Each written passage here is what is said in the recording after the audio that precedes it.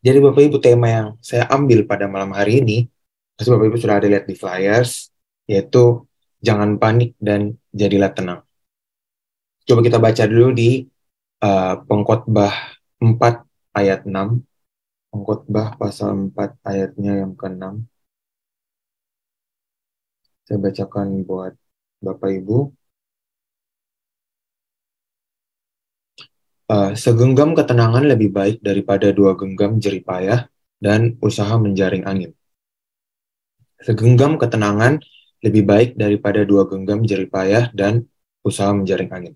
Jadi Bapak Ibu, beberapa hari yang lalu terjadi gempa 5,6 skala Richter di Cianjur, Jawa Barat.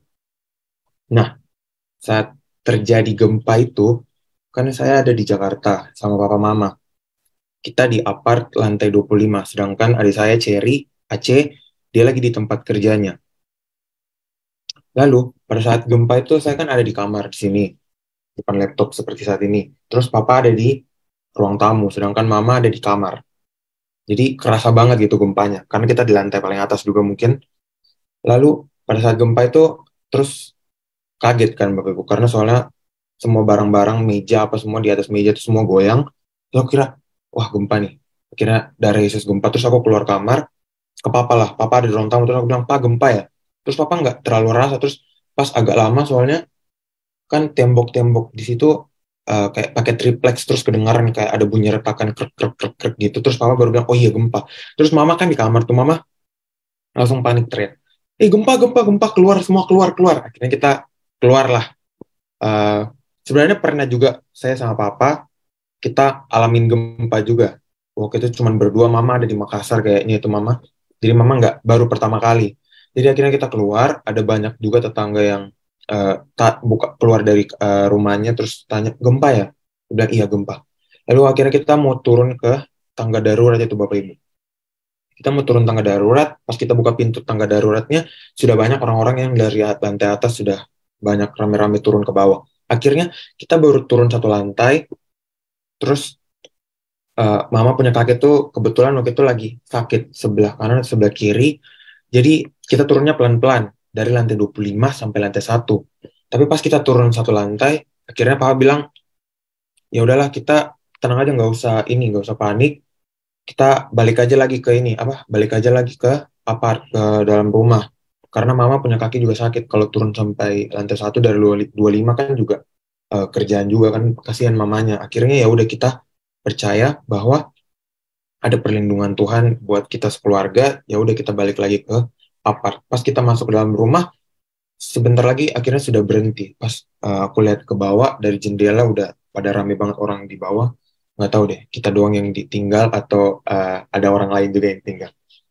Jadi kenapa saya ambil judul ini? Sebenarnya saya mau ambil kemarin tuh judul yang berbeda, tapi setelah terjadi gempa, padahal kemarin lagi ngobrol-ngobrol sama mama mau ambil, mama ngomong sama saya, mama bilang, kakak kayaknya mama mau ambil tema buat khotbah hari Minggu itu rumah anti gempa.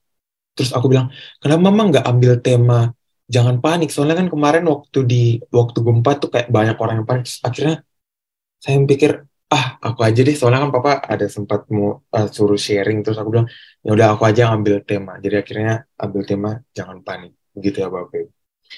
Lalu di dalam hidup ini kita tuh menghadapi begitu banyak masalah. Nah, bagaimana kita menyikapinya itu sangat menentukan seperti apa nanti hasilnya, gitu ya, Bapak. Kepanikan itu akan membuat kita terburu-buru dalam mengambil keputusan, atau bahkan membuat kita tidak bisa berpikir jernih. Akibatnya, masalahnya bukan berkurang, tapi masalah akan bertambah, atau masalah baru. Sebaliknya, ketenangan akan membantu kita dalam bisa menyelesaikan masalah. Saya mau kasih contoh, contoh apa ya? Eh, Bapak Ibu pasti tahu MasterChef ya.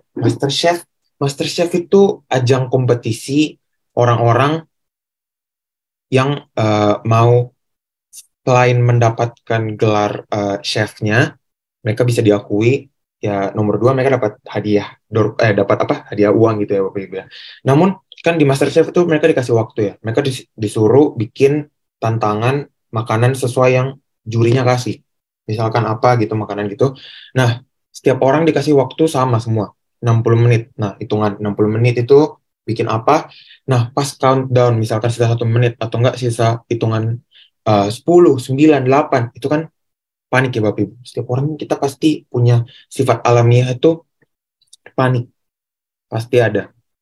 Nah, akhirnya bagaimana cara kita menanggulanginya, seperti dalam contohnya ini di MasterChef ini, kan mereka nggak cuma masak terus langsung mereka sodorin hasilnya gitu kan, tapi mereka harus kayak di setiap piringnya itu harus di plating, diatur, harus modelnya cantik, soalnya kan juri yang pertama mereka lihat kan hasilnya sebelum mereka rasa, mereka pasti lihat hasil platingannya itu kayak seberapa cantik atau indahnya sebelum akhirnya nanti baru intinya tuh dirasanya, tapi yang dilihat kan fisiknya dulu. Nah, kalau misalkan mereka panik, pasti mereka platingannya bakal kurang daripada kalau mereka bisa tenang dan mereka bisa atur platingannya secantik mungkin dan diserahkan ke juri. Begitu sih Bapak Ibu. Kadang kekhawatiran, stres, rasa takut akan sesuatu, atau kalau panik akibat dera masalah yang kita hadapi, bisa merampas sukacita dari hidup kita dan akhirnya membuat kita hidup tanpa kedamaian dan ketenangan. Kita bisa berpikir dengan baik sambil terus berusaha dan dengar apa kata Tuhan. Misalkan, karena kalau misalkan kita panik ya Bapak Ibu, pasti dalam pikiran kita itu akan banyak kata-kata yang muncul, banyak pemikiran-pemikiran sendiri kita yang muncul. Misalkan, aduh gagal nih, aduh macet nih, terlambat, bakalan dimarahin sama bos, atau enggak apalah gitu. Jadinya kita tidak akan bisa dengar suara Tuhan, karena lebih banyak suara dari dalam diri kita sendiri daripada kita lebih tenang, akhirnya kita bisa cari jalan keluarnya, karena Tuhan pasti bantu, Tuhan pasti ngomong ke diri kita. Tapi kalau misalkan kita panik, kita tidak tenang, maka banyak kata-kata dari diri kita di otak kita yang akhirnya membuat kita tidak bisa mendapatkan hasil yang terbaik. Saya punya cerita lagi. Dahulu di Skotlandia ada seorang raja yang bernama Robert Bruce. Nah, dia ini sudah 6 kali memimpin pasukannya berperang melawan tentara Inggris dan selalu kalah. Hingga akhirnya dia harus melarikan diri ke hutan dan akhirnya dia bersembunyi di sebuah gubuk kosong. Pada saat itu turun hujan deras. Nah, matanya si Bruce ini dia tidak bisa terpejam, dia nggak bisa tidur ceritanya karena dia mikir nasibnya, kenapa dia selalu kalah meski sudah menggunakan segala cara. Semakin dipikir, Bruce ini semakin sedih dan akhirnya dia putus asa. Lalu dia, pada saat itu dia lagi baring, terus dia memandang ke atas ke balok kayu yang melintang di atap gubuknya. Lalu Bruce lihat seekor laba-laba yang sedang merajut sarangnya. Lalu dia memperhatikan dengan seksama semua gerak-gerik laba-laba itu. Terus dia hitung, usaha laba-laba itu setelah 6 kali berturut-turut gagal untuk mengaitkan salah satu ujung benang ke balok kayu yang ada di seberangnya. Terus kata Bruce, sungguh kasihan makhluk kecil ini. Seharusnya kau menyerah saja. Namun di luar dugaan Bruce, walau sudah gagal 6 kali laba-laba ini, dia tidak putus asa dan terus mencoba. Saat mencoba yang ketujuh kalinya, laba-laba ini berhasil. Nah, setelah melihat ini, Bruce sungguh merasa kagum dan akhirnya dia kembali semangat. Kemudian Bruce berdiri dan berteriak dengan lantang, aku juga akan bertempur lagi untuk yang ketujuh kalinya. Kemudian dia segera mengumpulkan lagi sisa-sisa pasukannya, lalu dia mengatur strategi dan bertempur lagi. Dengan susah payah dan perjuangan yang tak kenal menyerah, akhirnya Bruce berhasil mengusir tentara Inggris dan merebut kembali tanah airnya. Di Amsal 24 ayat 16 berkata, sebab 7 kali orang benar jatuh, namun ia bangun kembali. Tetapi orang fasik akan roboh dalam bencana, Bapak Ibu. Seringkali kita juga berpikir seperti Bruce, bahwa sudah berakhir, hanya karena kita gagal lagi untuk yang kesekian kalinya. Nah, kita dapat belajar dari laba-laba dalam cerita ini yang tidak pernah menyerah. Kita harus sadar bahwa tidak ada yang benar-benar berakhir. Mungkin saja kegagalan itu adalah salah satu anak tangga atau satu step up bagi kita agar sebenarnya kemenangan itu sudah dekat Bapak Ibu. Cuman ada satu step lagi sebelum kemenangan itu yang harus kita lewati dan akhirnya kemenangan itu pun akan menjadi milik kita. Amin Bapak Ibu. Tulis dulu di kolom komentar amin 10 juta triliun kali. Oke. Jadi, saya juga dulu termasuk orang yang mudah panik. Waktu SMP atau SMA, saya sering, SMA sih lebih tepatnya. Teman-teman saya tuh sering bilang, Chris tuh orangnya panikan. Panikan, dikit-dikit kayak langsung reaksinya cepat banget, kayak panik. Ini bagaimana? Aduh, harus bagaimana saya ini? Saat contohnya tuh, saat saya paling tidak suka tuh kalau presentasi. Kayak begini-begini ya Bapak Ibu, saya tuh orangnya apa ya, gugup kalau misalkan ngomong. Jadi khotbah ini sebenarnya juga buat saya Bapak Ibu, tetap tenang, tidak panik. Jadi saat saya presentasi waktu SMA itu saya paling malas, soalnya berdiri di depan teman-teman rame kan, satu kelas itu ada 30-an lebih. Padahal sebenarnya pas sudah selesai presentasi ya lega juga akhirnya, karena apa yang kita belum pernah coba itu kita tidak tahu hasilnya tuh bagaimana. Padahal seringkali pada akhirnya apa yang terjadi itu tidak seseram apa yang kita bayangkan. Nah, pikiran saya itu biasa jauh lebih cepat memandang ke hal-hal yang lebih buruk ketimbang berpikir tenang dan akhirnya mencari penyelesaiannya. Tapi puji Tuhan, sekarang sudah belajar untuk tetap tenang dan mendengarkan, menyerahkan hidup sepenuhnya ke dalam tangan Tuhan. Mau Tuhan bikin bagaimana, dengar saja apa rencananya Tuhan, Bapak Ibu. Seperti itu harusnya kita menjalani hidup yang diinginkan oleh Tuhan. Pengkhotbah pernah menyatakan betapa pentingnya ketenangan jiwa dan pikiran dalam hidup ini. Katanya, itu jauh lebih penting dari usaha mati-matian kita untuk memenuhi segala kebutuhan hidup yang bisa menjadi sia-sia jika kita melakukannya dengan jiwa yang tidak tenang. Karena Bapak Ibu, kalau kita tidak tenang, maka apa yang kita lakukan akan kita sesali. Misal kita lakukan hal yang terburu-buru, pasti kita akan sesali. Dan penyesalan itu di akhir, bukan di awal. Karena kalau di awal itu pendaftaran ya Bapak Ibu. Di akhir itu penyesalan gitu. Pengkhotbah 4 ayat 6, segenggam ketenangan lebih baik daripada 2 genggam jeripaya dan usaha mencari angin. Seperti di yang tadi awal sudah bacakan.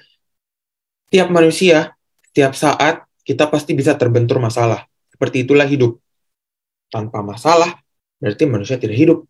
Seperti elektrokardiogram. Itu loh Bapak Ibu yang di dokter, kalau Bapak Ibu tahu itu yang grafik. Kalau misalkan orang tes jantung, itu kan pasti ada naik turunnya. Kalau datar-datar saja berarti manusianya kelar Bapak Ibu, mati. End game.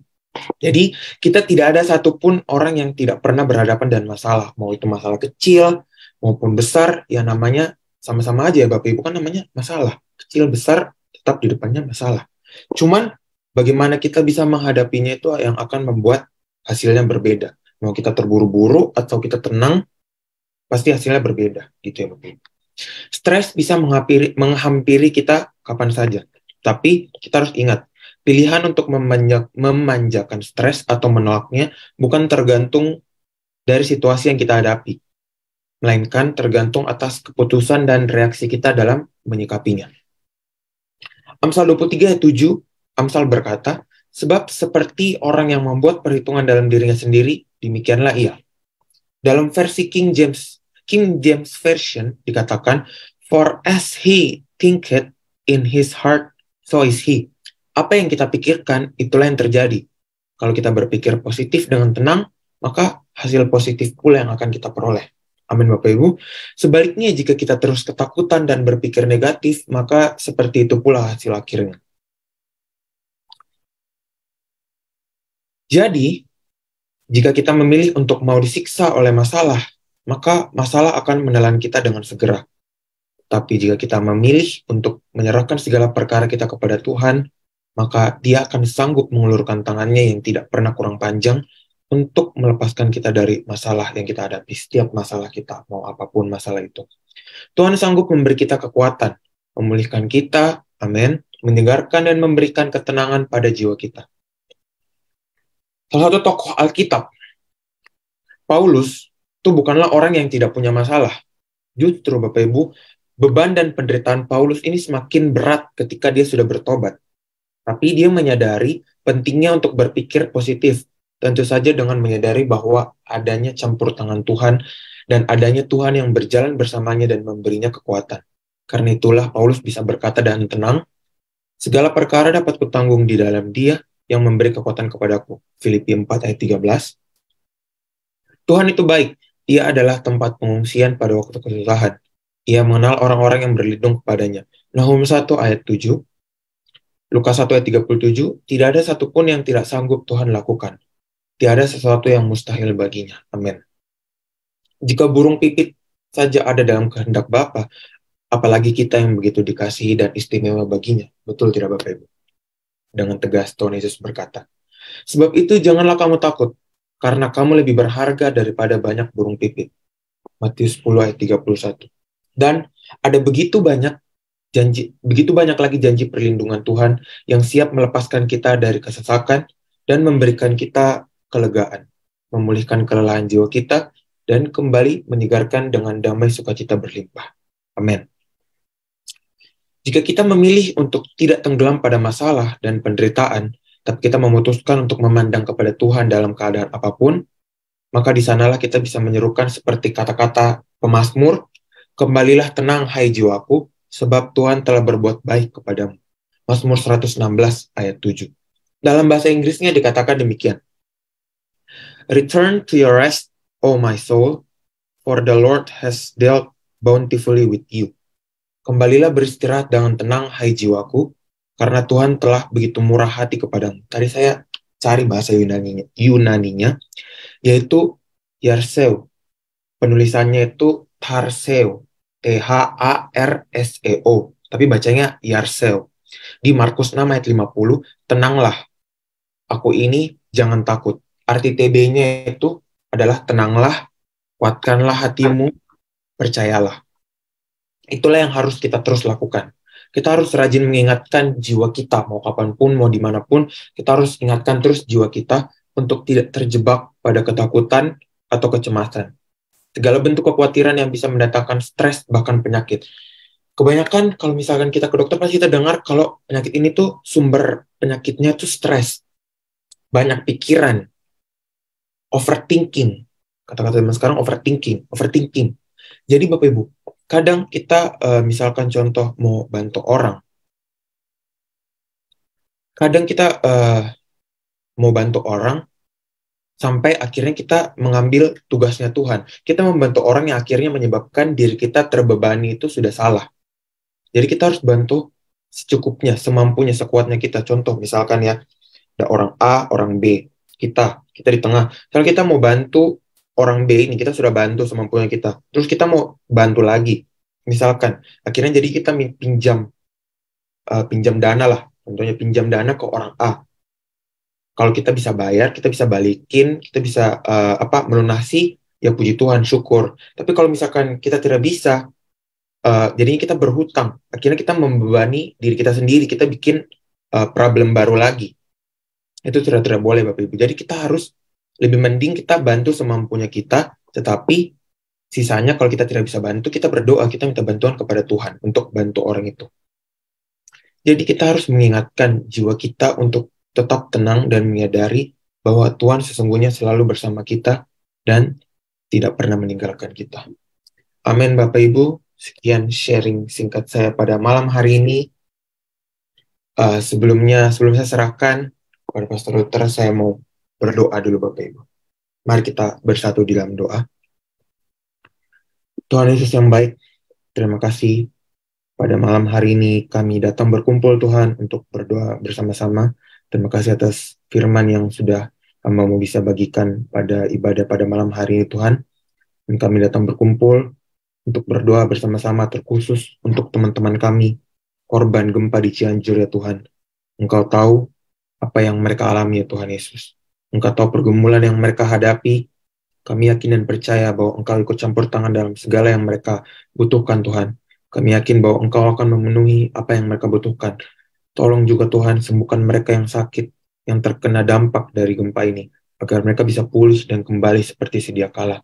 Kami juga berdoa Tuhan, terkhusus untuk jemaat yang sudah menghadiri ibadah healing and prophecy pada malam hari ini melalui Zoom, Facebook, dan YouTube.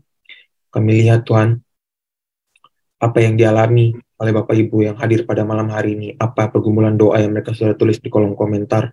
Apa saja Tuhan, mau kesehatan, ekonomi, pekerjaan, apapun itu. Kami berdoa agar Engkau memberikan kesembuhan dan jalan keluar dari segala pergumulan masalah yang mereka hadapi. Dan kami yakin dan percaya bahwa Tuhan tidak akan memberikan cobaan yang melampaui kekuatan kami ya Tuhan.